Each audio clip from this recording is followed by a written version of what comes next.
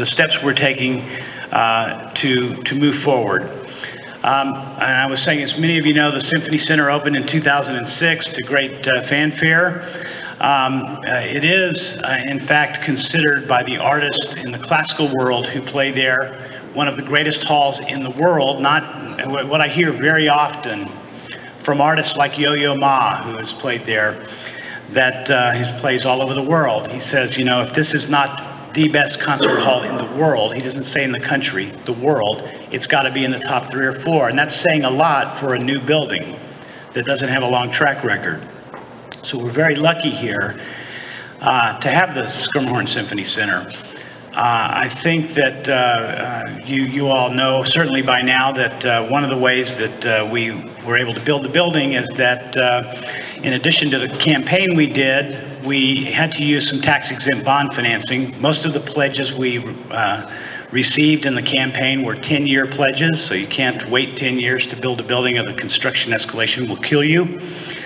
And a couple of things then happened. You know, when we got to 2008 and the downturn hit, we saw a precipitous drop in the value of our investments that were supporting the debt we had on the building. And at the very same time, an increase in the cost of credit because the credit markets were frozen. We addressed very quickly by making some adjustments to the scope of the operation. And as we were getting all of that settled, we had the flood. And I know it's been reported that, you know, we of course we had FEMA help, we had insurance help. The cost of the rebuilding was $40 million. And all but $4 million of that were covered by those two sources. But what you may not realize is that the market was still depressed, and we had to finance the reconstruction of the hall before collecting the FEMA proceeds. So we pulled additional funds out of the investments while it was depressed, deployed those to fix the building, and while we were waiting for FEMA, which by the way still has not paid the final nearly $5 million back to us, the market recovered. And so it essentially cost us every bit of that money because the market nearly doubled in that time. So those of you that have a lot of investments will understand that.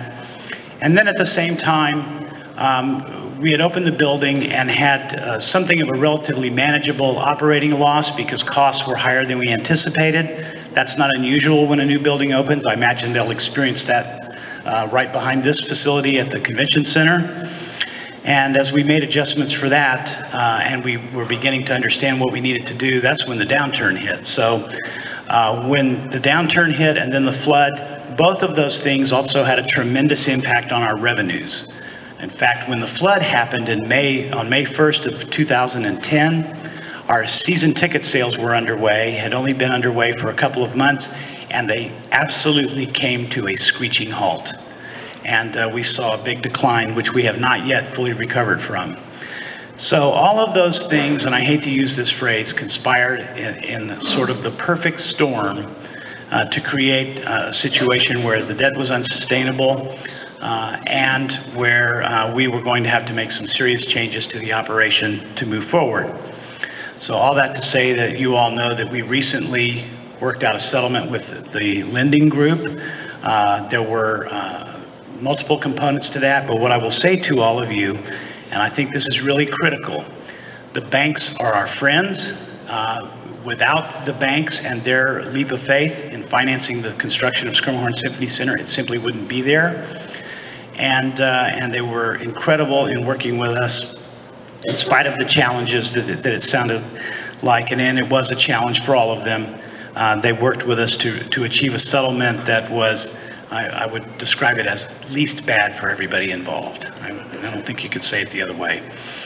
But be all that as it may, there are no outstanding obligations to commercial lenders now on the Schermerhorn Symphony Center, and the only existing debt is a small note that is held by an entity controlled by Martha Ingram, and the terms of that note were renegotiated favorable to the symphony. So we are able to move forward now, but we have far fewer assets than we had, and we're making adjustments. So last March, and this follows on a string of similar adjustments, Giancarlo Guerrero, our music director, and I cut our own salaries 15%, and eliminated our retirement contribution, so the employer-sponsored retirement contribution. So effectively, we took 21% pay cuts, both of us. We asked the staff who are the more highly compensated staff to take an 11% cut, and that they also gave up their retirement benefits, as did the entire rest of the staff. But we didn't have that affect the lowest paid people on our staff. They were not affected except for the retirement. We then reduced the size of the staff yet further, and the number that will, I think, amaze you is that from the day we opened in 2006, when we had a plan of how to staff the building, we have cut 47 full-time administrative staff positions to going into next year across that period of time, 23 of them in the last year. All of these things are designed to really streamline the operation. Everybody's doing more with less, but our core value system in this whole process has been about focusing on the reason we are here, which is to play great music for Nashville, to provide extensive and important education programs to the public school system and to the children of our community, and to serve this community in the best possible way, both as the orchestra and in terms of the facility. So one of the things recently reported, for example, was that we eliminated our in-house food and beverage service.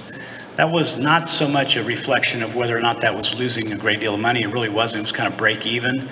But it was an attempt to pull the operation down to our core business, which is music, and to focus on that. And so we'll have outside caterers providing food service in the Skirmerhorn. And then as we move forward, our real focus has been on our core mission and on revenue. And we know that it will take a combination of those things. So, as a part of this overall effort, we've begun adding presentation events to our schedule. I think, Ken just mentioned Bill Cosby. We've done a number of those kinds of things, B.B. King, Lyle Lovett, Gordon Lightfoot, and we're getting a lot better at that. And we're doing it with the help of Ashley Capps, AC Entertainment. Ashley is the founder of the Bonnaroo Music Festival, and you may not know this, but he also runs the Tennessee Theater in Knoxville, and under a contract arrangement, and so he books the talent in there. And he does a number of concert promotion activities around the country, so he has buying power, and he's been able to help us in a great deal. This coming season, in that category, we have events like Huey Lewis in the News. Don Williams is coming to the Skirmerhorn. Hal Holbrook doing his Mark Twain show, Mark Twain Tonight. Foreigner, and again, a number of events that I think will be of interest to a wide audience in Nashville. Our season ticket sales for 2013 and 14 are actually on pace to meet or exceed last year's figures. We're very pleased about that. And I think that's been bolstered in part by the strong lineup we have on our pop series. One of the things about doing the presentation work that we've done to increase revenue is that we've learned a lot of things about what we've been doing in some of our other series. And one of those was that we took the lessons learned in the presenting department and applied those to the pop series, made the pop series more competitive with those presentations.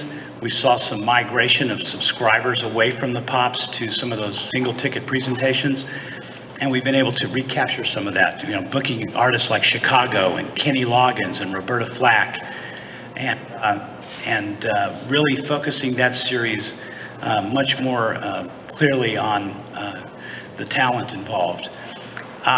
We also have seen an uptick in our in recent years, especially in our flex packages. We have concerts packages that we call Compose Your Own, and they consist of 3, 4, 5 tickets that allow the buyer to then pick and choose the concerts they want to attend. And we have seen that particular type of package in the last 3 or 4 years actually skyrocket in terms of its growth by comparison with our other series, which have been down from the downturn in the flood and then flat since. So we're becoming much more creative about how we package our concert offerings and trying to be responsive to the way people consume concert product today. We made some changes this year that are already proving to be very wise choices. We eliminated 7 of our Thursday night classical concerts. You know, we were doing 14 concerts, we still are, in triples. You know, we had Thursday, Friday, Saturday nights each weekend. Thursday night was the new night for us. We didn't have Thursday night at TPAC, and so it was our least well attended and subscribed. So by cutting it to 7, we had very few people buying the 14 concert package on Thursdays, but a lot buying the 7, and it pushed them all into one night. So we're going to have full houses on Thursday nights, and then rather than reduce our commitment to classical music, we are actually starting a new series, which we think will take a little time, but it will likely become one of our most important series, and that is a Coffee and Classics series. And on Friday mornings, on some of those other weekends where we eliminated the Thursday night, we're going to do an abbreviated version of the evening classical concert, generally without the guest artist, although we'll have the artist for one of them, but we'll do the symphony or the big work on the program. And it will be a little more informal. The ticket buyers, the tickets are much less expensive, but they include free coffee and pastries, and they're really going to be marketed to the audience of those classical music lovers who find that they just simply have gotten to a place where they can't go out at night anymore. And in most markets, that has become a very important series for the orchestra. It's something we've never done, but we've made a commitment to really stick with it long enough to make a success out of it. And we think it will serve an important segment of our community in a very meaningful way. We also, in looking to next year, have done a lot more with our rental client events. We've been a destination since we opened for weddings, for corporate meetings, for all kinds of events. Even the Hart Gala has been at the Schermerhorn, Eve of Janus, and a number of those kinds of events. Those are important events for us because while we don't make a lot of money on them, they do help defray the overhead of the building. And as we move forward without the in-house food and beverage, we have outside catering contracts that will allow the caterers to service the clients, will, we think, increase rental demand because the caterers will all be out there saying, you know, I can cater in the Schermerhorn, so if you rent it, I can take care of you there. It provides the rental clients with more flexibility in terms of cost structure. Our catering operation was, by the way, geared for a very high-end kind of event. So we staffed up for the highest-end kind of event, and what that meant was we could do, you know, sort of, when I say lower-end, you know, less elaborate meals, but it was still at a high cost. So this will allow some options for rental clients, and we think it will increase our revenue and, in fact, make it an even more meaningful place for the community. We're going to continue, and this was a real debate that went on as we went through the process of restructuring our operations to move forward in a sustainable way. We went through a very vigorous debate about the community service programs, whether they're education programs or free concerts in the parks and those kinds of things that we know that don't generate direct revenue, but they're meaningful to the community. And I'm happy to report that we found a way to keep our commitment to those things in this restructuring. So we are not going to give up our commitment to that as we move forward. It will change a little bit in terms of scheduling, and I'll talk about that in a minute.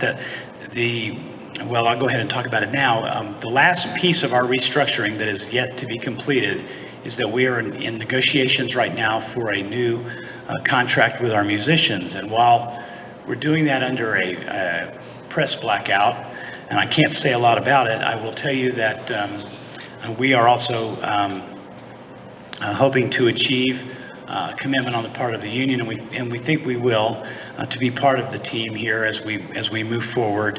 And unfortunately, some of our scheduling that we've been able to do in the past may change a little bit as an outcome of that. I don't really know yet how that will turn out, but at any rate, we have maintained our commitment. But as we move forward, we've cut the institution's infrastructure to the bone, and maybe even into the bone a little bit. You expect me to say that, but I will tell you that our outside consultants that have been helping us with this from Craft CPAs will tell you the same thing. They've reached the very same conclusion. In order to move forward on a sustainable basis, we're going to have to do three things. We're going to have to address the public perception issue that I think was created by the speculation in the press around our bank negotiations.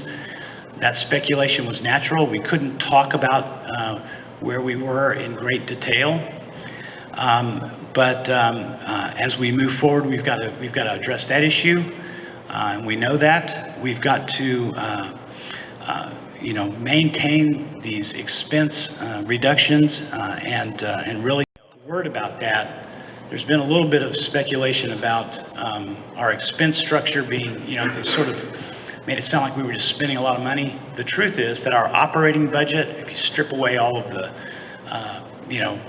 mark-to-market on securities and all this other stuff that had to happen, our basic operating budget has remained flat and even gone down since the day we opened the building. Now, you can't say that about any organization that you can think of, I bet, that across a 7-year period is not spending more money than it was 7 years ago. I mean, that's remarkable. And a lot of that's in that continual tightening of the staff structure. The other thing that's been talked about is the size of our staff. The Symphony, before the hall opened, had about 35 staff members. But we played at the Tennessee Performing Arts Center, which has 70 staff members. It takes a lot of people to run a building, and now we're both an orchestra and a building. And so we're going to actually be doing all of that with a staff about the size of TPACs now, and they don't have an orchestra to run. So at any rate, like I said, we've maintained our commitments to the community, but we've as we go forward, going to have to keep a tight rein on the expenses now. And then the final piece is that we're going to have to raise more money than we've ever raised before for our annual fund, and we're going to have to hit all of our ticket sales projections. So it's a big mountain to climb. We have an extraordinarily talented group of people working at the Symphony, and we have a fantastic board of directors, but it is going to take the community's engagement with the institution to really see that through. And it's the basic question of, if the community really wants us to continue to provide the level of service that we've been able to provide, then it's going to take the community's help to make that happen. And I will tell you that the commitment we have to education and to community service is no small thing. We serve nearly 100,000 young people a year through our various education programs, community engagement programs, and that's all done for free, no cost to the students or the schools. We're coordinating what we do with the mayor's Music Makes Us program. We're working very closely with Laurie Schell and the Metro schools, and we also serve private schools and have really worked very hard to not just deliver what we think those schools need and want, but to listen to what they have to say, to listen to what the needs of the teachers and the kids are, and really try to deliver those services. So we're I think very lucky to have a really world-class orchestra here in Nashville. We're not alone, by the way. There are orchestras all over the country struggling with very serious challenges, and I believe that we will come through this better than most of those, because Nashville is a great city. It's my chosen home. I'm a Texan by birth, but I can tell you I'm a Nashvilleian by choice, and that's saying a lot for it, because Texans are pretty proud of their roots. But I love this community, and it's where I will, I'm sure, spend the rest of my life, God willing. And at any rate, as we go forward, we have an incredible lineup of concerts for next year. There are brochures on your tables, And I would encourage you, if you would, to take that brochure home and look at it. If you haven't bought tickets, whether you decide you're going to come to just a few events or buy a subscription, anything you do like that would be helpful. We think actually the best way the community can help is to come and be present. We still do, believe it or not, even on our classical series, sell out a lot of concerts. And if you've ever been at one of those classical concerts that's sold out and the orchestra is performing at a high level, the energy in the room is palpable. It really is. I mean, I'm always thrilled at the end of a concert when the orchestra's on stage taking its bows and the audience is on its feet screaming, yelling, stomping, whistling, and cheering like they were at a rock and roll concert. And that